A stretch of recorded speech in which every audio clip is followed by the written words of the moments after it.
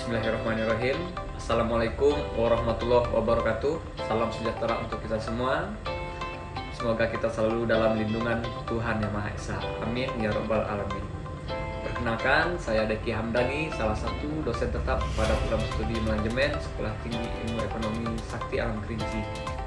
Pada kesempatan ini, saya akan memaparkan salah satu mata kuliah yang saya ampu, yaitu Manajemen Sumber Daya Manusia, dan merupakan mata kuliah wajib pada program studi manajemen Sekolah Tinggi Ilmu Ekonomi Sakti Alam Kerinci dengan bobot 3 SKS dan wajib dikontrak mahasiswa itu pada semester 4. Video ini dibuat dalam rangka untuk memenuhi salah satu persyaratan sertifikasi dosen tahun 2023, yaitu pernyataan diri dosen dalam unjuk kerja Tridharma Perguruan Tinggi atau PDD UKT-PT, khususnya pada aspek pengajaran.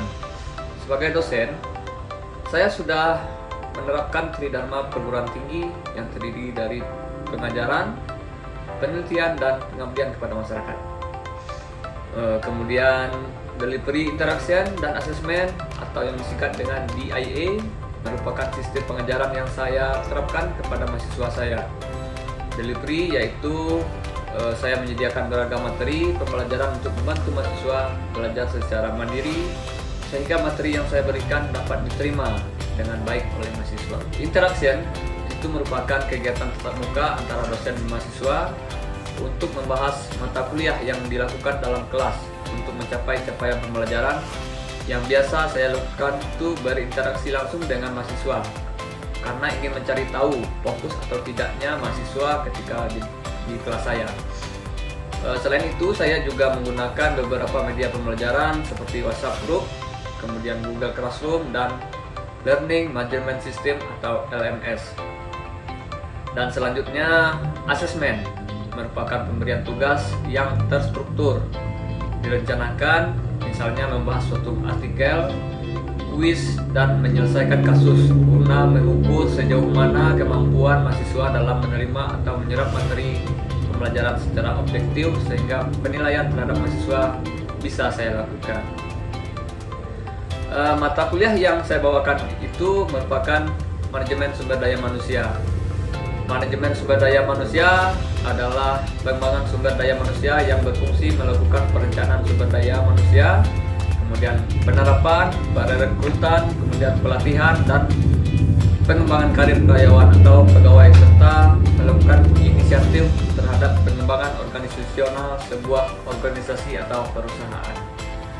Pada dasarnya, tidak ada perusahaan yang tidak membutuhkan manajemen SDM atau istilah kerennya itu human resource. Bagian human resource itulah yang bertanggung jawab untuk mengurus berbagai kebutuhan perusahaan yang terkait dengan sumber daya manusia. Termasuk di dalamnya ada manajemen sumber daya manusia sehingga semua kegiatan atau pekerjaan berjalan dengan lancar dan lebih efisien. Mata kuliah manajemen sumber daya manusia ini bertujuan untuk membekali mahasiswa agar memiliki kompetensi dalam pengelolaan sumber daya manusia dalam organisasi, baik organisasi bisnis atau perusahaan maupun organisasi non-bisnis yang lainnya, yang setiap saat terus-menerus berkembang, baik secara lokal, nasional, dan internasional. Agar mahasiswa mampu memahami dan menganalisis isu-isu atau permasalahan manajemen sumber daya manusia secara profesional, komprehensif, dan terpadu. Kemudian agar mampu mahasiswa mengimplementasikan ilmu manajemen sumber daya manusia dalam kegiatan organisasi atau bisnis. Dan selanjutnya, agar mahasiswa mampu mengantisipasi berbagai permasalahan yang dihadapi dalam pengelolaan sumber daya manusia dalam organisasi perusahaan atau bisnis. Pada mata kuliah ini akan membahas tentang yang pertama, pengembangan sumber daya manusia, yang kedua, manajemen sumber daya manusia strategik, yang ketiga, tingkah laku sumber daya manusia dalam organisasi, selanjutnya etos kerja dan semangat kerja, yang kelima, modal manusia atau human capital, yang keenam, modal intelektual atau intellectual capital, modal organisasi atau organizational capital, selanjutnya manajemen pengetahuan atau knowledge management, Yang ke-9, berbagai pengetahuan atau knowledge sharing. Yang ke-10, kinerja. Yang ke-11, produktivitas. Dan yang terakhir, manajemen sumber daya manusia internasional. Sistem pembelajaran manajemen sumber daya manusia dilaksanakan secara sinkronus dan asinkronus dengan menggunakan metode pembelajaran aktif yang mengutamakan peran dan keaktifan mahasiswa dalam proses pembelajarannya, yaitu pembelajaran kolaboratif, diskusi kelompok, dan penugasan berupa studi kasus melalui LMS STI Sakti Alam Kerinci. Pembelajaran manajemen sumber manusia itu dilakukan 16 kali pertemuan yang terdiri dari 14 kali pertemuan tatap muka atau kuliah, 1 kali ujian tengah semester, dan 1 kali ujian akhir semester. Evaluasi hasil pembelajaran manajemen sumber daya manusia selama 1 semester dapat dilakukan dari komponen penilaian yang saya lakukan itu kehadiran dan sikap dengan presentasi atau bobot 10%, kemudian 2 kali kuis sebelum dan setelah UTS itu 10%, kemudian tugas mandiri atau tugas akhir atau tugas kelompok dikumpulkan pada pertemuan ke-13 dengan bobot 25%. Jadi total tugas dan kehadiran itu sebanyak 45%. Kemudian ditambah dengan ujian tengah semester atau UTS yang dijadwalkan oleh STI Sakti Alam Kerinci sebanyak 25%.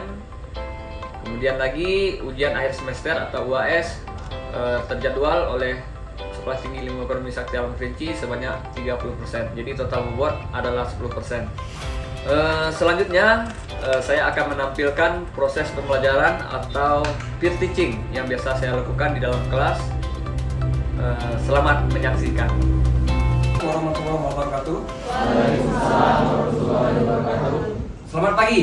Pagi. Nah, berarti masih semangat.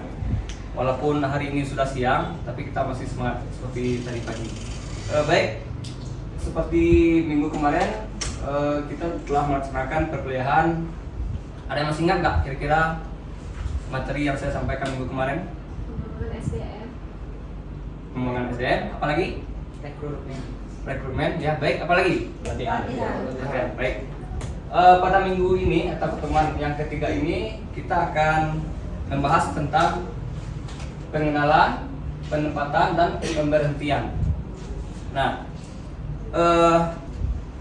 fungsi dari pengenalan ini adalah yang pertama, kita sebagai SDM atau Human Resource itu akan memahami tentang kriteria-kriteria apa aja yang akan disampaikan kepada karyawan yang baru ditempatkan. Nah, pengenalan itu merupakan pekerjaan baru yang akan kita deskripsikan, kita jabarkan kepada karyawan yang akan bekerja. Jadi contohnya gini, sama seperti saudara masuk ke perguruan tinggi atau STI Sakti Alam Kerinci ini, awal masuk kan ada pengenalan, program studi, dan program pendidikan. Nah, sama halnya dengan pengenalan pada perusahaan. Jadi untuk karyawan baru itu kan masih bingung nih, saya kira-kira kerja saya apa nih? Sama lah seperti saudara kuliah. Kalau langsung kuliah tanpa ada pengenalan, jadi langsung bingung kan? Kampus ini jalan masuknya di mana, kemudian dosennya siapa, nanti saya tanyakan kepada siapa, itu kan masih belum tahu. Nah, maka perlu adanya pengenalan. Jadi pekerjaan baru itu nggak semua karyawan paham. Nah, ada yang belum paham. Kira-kira saya ini dikasih job apa sih? Sesuai nggak dengan passion saya? Sehingga kinerja yang saya lakukan nanti akan bermanfaat bagi perusahaan. Nah, nanti apakah saya dapat mengerjakannya atau apakah atasan menyukai saya saat bekerja atau bagaimana? Kemudian, kalau menurut psikolog, kesan pertama itu kuat dan abadi. Nah, jadi pandangan pertama lah seperti yang jatuh cinta kan. Wah, saya ketemu ini ada feel-nya gitu. Nah, jadi tugas seorang manajer itu dapat mengembangkan SDM, membuat kesan pertama indah dan menyenangkan. kira seperti itu. Dapat menjelaskan peran dan tugas karyawan baru atau organisasi perusahaan, kebijakan-kebijakan dan teman-teman karyawan lainnya. Jadi seperti filsafat mengatakan, memang penampilan itu bukan segalanya. Penampilan bukan segalanya, tapi merupakan hal ini. Yang pertama itu memberikan rasa bangga menjadi anggota perusahaan yang berkualitas. Jadi kita bangga nih bergabung menjadi suatu karyawan perusahaan.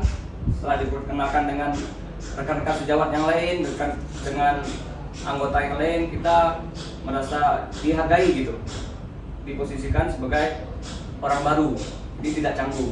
Kemudian menciptakan kesadaran akan lingkup bisnis perusahaan dan pengaruhnya terhadap perusahaan lain. Yang ketiga, memberikan penekanan bahwa keuntungan kompetitif didasarkan pada fokus pelanggan dan pelayanan. Yang keempat, mengurangi kekhawatiran berkaitan dengan pekerjaan baru. Dan yang kelima, membantu menjelaskan pengembangan kontribusi dari anggota tim, menjelaskan standar mutu yang menjadi ukuran kinerja. Kemudian yang ketujuh, membangun tanggung jawab bagi pertumbuhan dan perkembangan pribadi yang dibagi antara karyawan dengan manajemen. Kemudian kita lanjut ke program pengenalan. Adapun contoh dari program perkenalan adalah hazing, yaitu yang pertama karyawan baru memperkenalkan dengan rekan kerja. Jadi diperkenalkan dengan rekan kerja yang lain bagaimana hubungan struktural antara si A dengan si B. Misalnya di suatu anggaplah di ST ini ada bagian akademik, ada bagian keuangan, kemudian ada bagian umum. Jadi tugas bagian akademik nanti menunggu bagian keuangan mengentry dulu kan, mengentry dulu daripada SPP mahasiswa, baru bisa dilaksanakan di akademik untuk mengontrak mata kuliah dan sebagainya. Nah itulah antar karyawan atau rekan kerja. Kemudian berbagi pengalaman dari karyawan lama dengan karyawan baru. Nah di sini kan ada yang udah lama bekerja, kemudian ada yang baru masuk. Itu nanti ada interaksi. Kira-kira selama bekerja ini apa yang menjadi kendala sehingga mandeknya suatu sistem. Nah itu yang berbagi pengalaman. Kemudian ada pengenalan latar belakang perusahaan. Oh, STA ini dulunya begini loh. Nah, kedepannya kita butuh pengembangan yang lebih baik lagi. Dan yang keempat itu kebijakan pengembangan SDM. Kemudian pemberian formulir hal apa yang saja yang diketahui oleh karyawan baru tentang perusahaan. Selanjutnya pengenalan lingkungan kerja dan kegiatan supervisi, dan terakhir program sosialisasi. Nah, isi daripada program pengenalan dan tanggung jawab pelaksanaan itu merupakan program pengenalan berada di bawah tanggung jawab Departemen SDM. Jadi kalau di perusahaan itu contohnya HRD. Nah, HRD itulah yang bertanggung jawab untuk program pengenalan dan tanggung jawab pelaksanaan ya, karyawan baru tersebut. Para penyelia. Nah, permasalahan orientasi dalam program pengenalan ini ada dua kategori besar. Yang pertama itu topik yang menarik perhatian bagi karyawan baru. Dua, permasalahan yang berkaitan dengan pekerjaan khusus. Jadi karyawan baru ini dia lebih menitik beratkan kepada topik yang menarik dan permasalahan yang berkaitan dengan pekerjaan khusus yang diembankan kepada si karyawan baru tersebut. Nah, contoh daripada program pengenalan yang di bank yang kita kasih contoh di bank, itu programnya pasti masalah perusahaan, itu visi misi, struktur organisasi, kemudian keuntungan karyawan. Biasa kan di bank langsung dikasih tahu, oh keuntungannya kamu di bagian ini adalah kamu dapat ini loh, dapat reward ini, kemudian dapat bonus segala macam, dapat libur dan cuti, program pensiun segala macam. Nah, sehingga kita termotivasi untuk melakukan kinerja dengan baik. Kemudian perkenalan dengan penyelia, rekan kerja yang seperti saya sampaikan tadi, dan tugas-tugas karyawan. Kalau di STA atau perusahaan itu tugas-tugas karyawan ini sama seperti halnya dengan tupoksi. Jadi tugas dan tanggung jawab kita apa aja sehingga tidak berdempetan dengan tupoksi daripada karyawan yang lain. Lanjut. Nah, manfaat dari pengenalan itu yang pertama, para pekerja baru yang berhenti akan jauh lebih berkurang. Kadang-kadang pekerja yang baru ini kalau tidak sesuai dengan job description dia kurang termotivasi untuk melakukan atau melaksanakan pekerjaan yang diberi tadi oleh HRD. Misalnya si Tian ini saya kasih karena dia hobi main bola, saya suruh dia main basket, jadi kurang menarik gitu. Nah, disuruh shooting, dia tendang kan nggak boleh di basket. Nah, seperti itulah gitu. Kemudian para penerima program pengenalan ini telah mempelajari pekerjaannya dengan lebih cepat, sehingga lebih banyak pekerja yang mahir menguasai pekerjaannya pada tingkat produktivitas yang ditetapkan. Semakin baik kinerja karyawan akan mendorong karyawan tersebut tetap bertahan untuk bekerja pada perusahaan tersebut. Jadi kalau job description-nya yang disampaikan tadi telah disampaikan atau diberikan kepada karyawan baru sesuai dengan kemampuan dan keahliannya, maka akan mendorong kinerja karyawan ini akan lebih baik, kemudian akan bertahan nih untuk bekerja pada perusahaan tersebut. Nah, setelah pengenalan itu baru dengan nanti setelah pengenalan penempatannya salah. Nah, penempatan ini pun nanti terbagi lagi, ada promosi, transfer, dan demosi. Nah, salah satu fungsi MSDM adalah penempatan karyawan, berarti itu mengalokasikan para karyawan pada posisi kerja tertentu khusus untuk karyawan baru.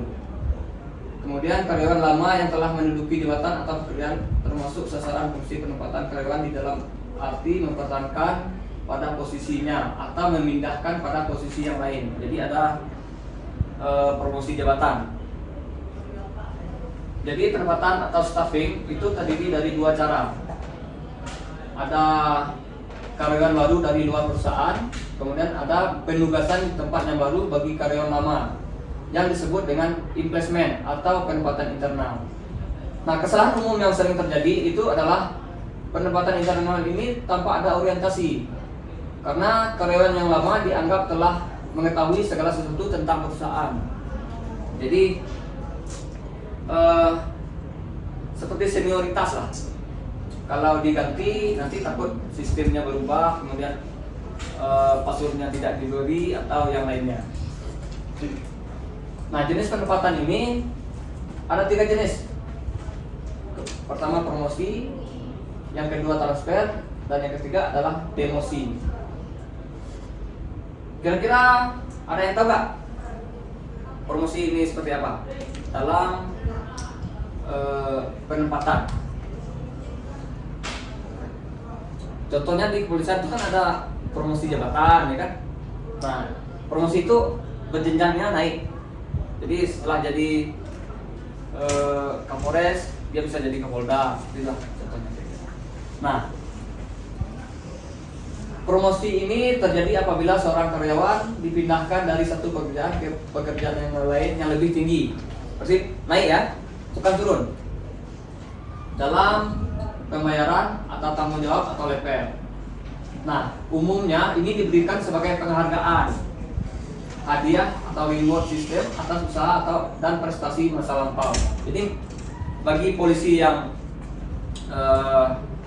punya karir yang bagus pada jabatan lama itu akan dipromosikan ke jabatan yang lebih tinggi.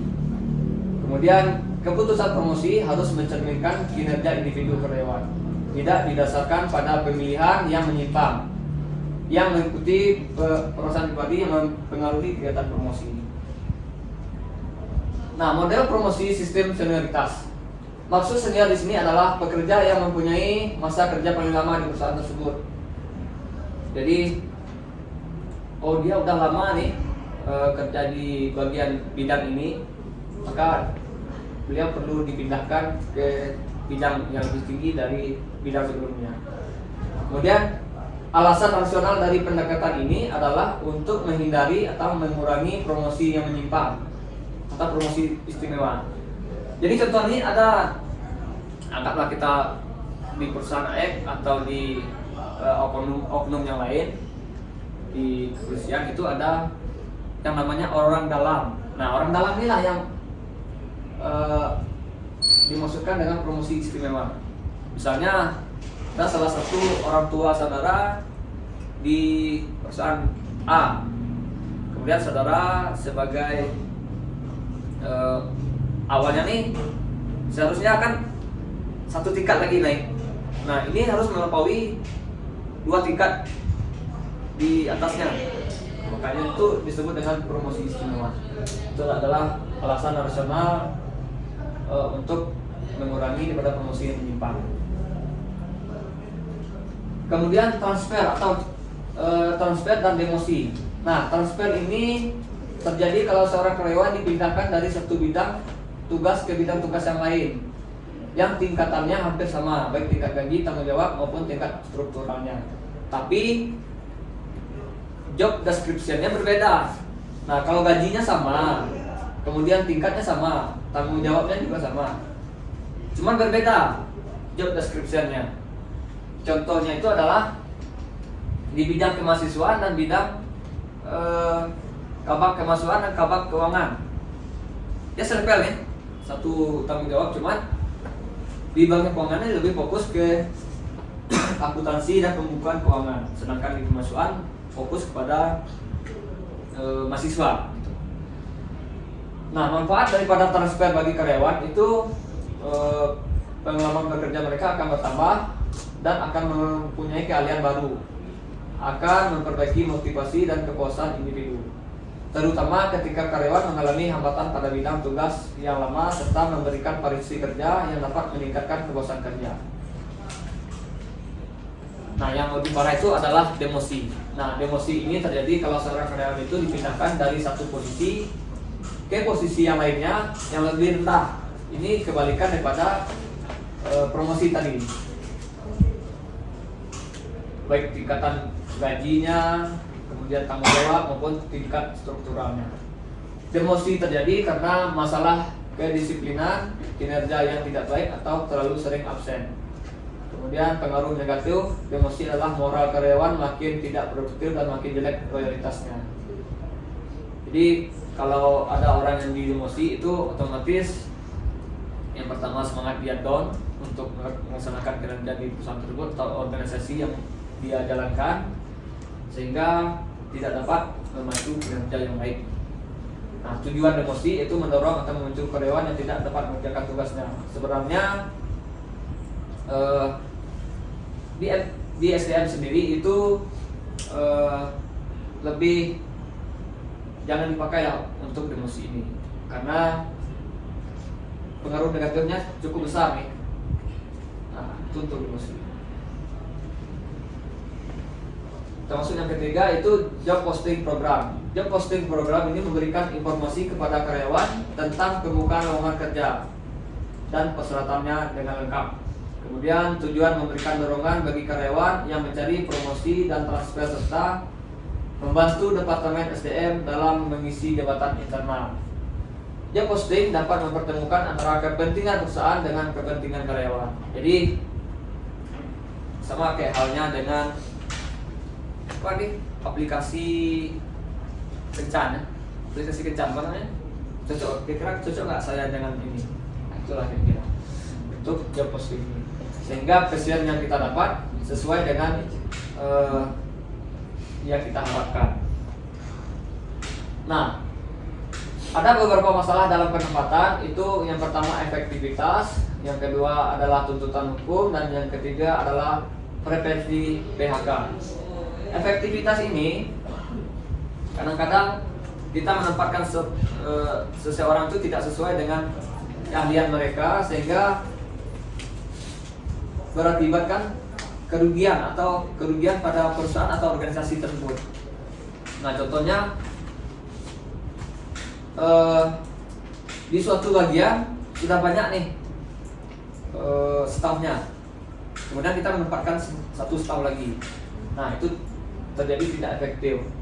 Kemudian tuntutan hukum. Nah, kira-kira kita meletakkan mereka di sana bertentangan dengan hukum apa tidak? Nah, ini akan menjadi masalah daripada penempatan itu sendiri. Dan yang terakhir itu prevensi PHK. Kalau terjadi prevensi tuntutan PHK ini tentu berimbas dengan promosi. Promosi tersebut membutuhkan biaya.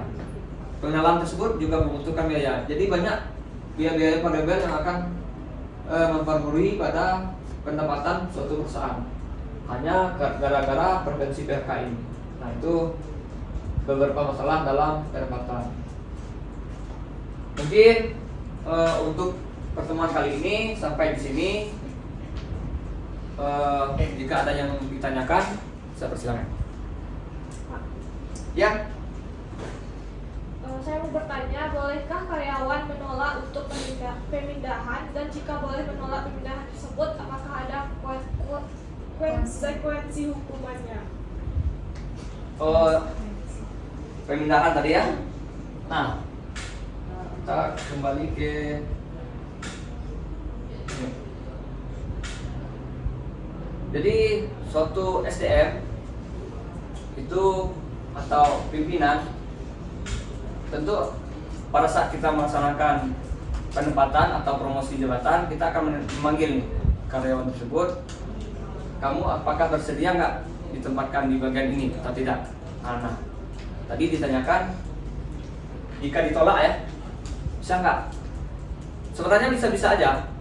Oh, saya nggak sanggup Pak, gitu. Alasan saya begini. Nah, sebaiknya dilihat dulu atau dikaji dulu tentang aturan perusahaan atau kontrak yang sudah ditandatangani.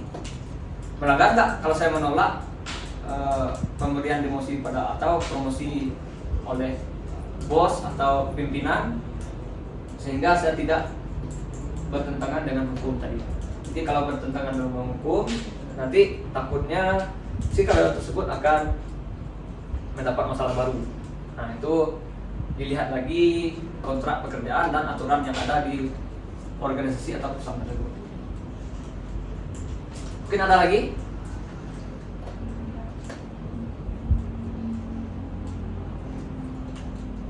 Nah, untuk minggu depan